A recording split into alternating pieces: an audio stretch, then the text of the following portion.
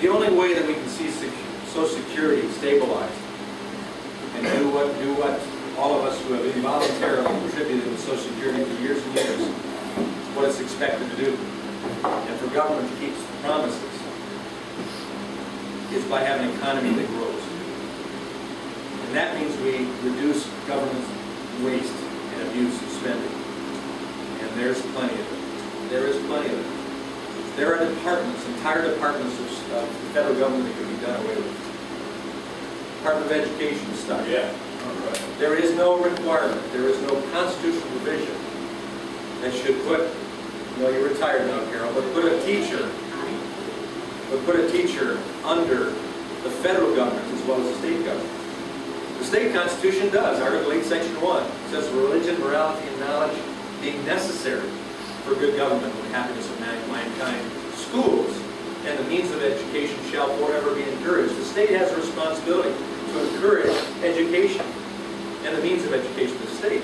But the federal government doesn't have it.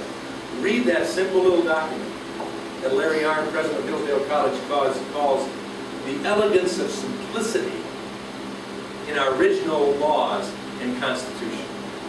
Simplicity. That said there's a balance of powers, but there are indeed powers, and the state has the ultimate powers. We reversed that. So when I walk past that huge, huge building complex, just down from my Cannon House office building where I was housed in Washington, where I live. Some of you heard that I lived in my office. It is true. I lived there, and Sue, when she was there with me, lived there as well. She had a separate air mattress to herself. And a separate... Live with somebody else. Yeah, right. Only you would pick that out. But as you walk down the street, you saw that huge Department of Education with little red schoolhouse doors outside of it for no child left behind. We're leaving all sorts of children behind because we're taking dollars, siphoning them, not siphoning, scooping them away from the states and the local communities, putting them in bureaucrats, well-meaning, doing the job they've been given to do. But frankly, that is not a job we should give anyone to do in Washington.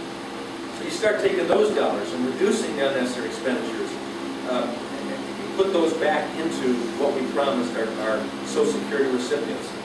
And then we look for other alternatives. I don't know what that might be, but I do know that when I served in the state legislature, and I went in and ran in 1982, I was elected the same year Blanchard was. I served my 8 years, first 8 years in the legislature with Blanchard. Some of you remember I was part of the No Caucus. Nye O'Connor, Walberg. We voted no to spending, taxation, and voted yes to the taxpayer for 8 solid years.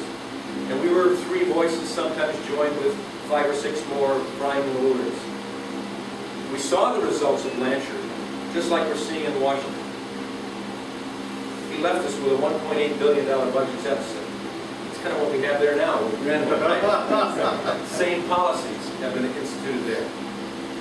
Engler came in 90. All of a sudden, Walberg, Nye, O'Connor became parts of the Yes Caucus. I co-sponsored 26 tax cuts that passed. Proposal A, property tax reform. We had co-sponsored the bill that became workfare. And George Walker Bush saw that as an opportunity to bring that to Washington.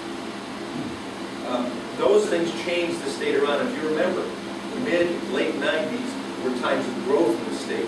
I left in 1999, and I was proud to say that I left with a over $1 billion rainy day fund and a surplus in place.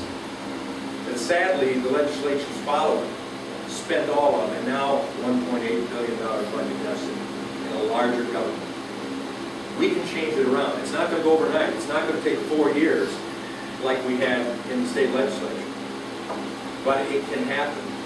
And people ask me, Tim, do you really believe that we can change it back to what we understand America to be? And I say absolutely.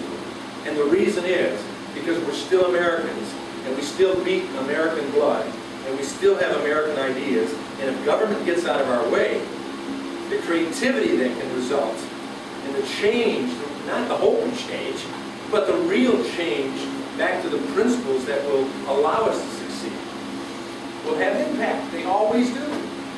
And Social Security, Medicare, and every other important program can be solidified. And then we can look for ways to even do better for our future generations. You know, my grandkids, yours, great-grandkids,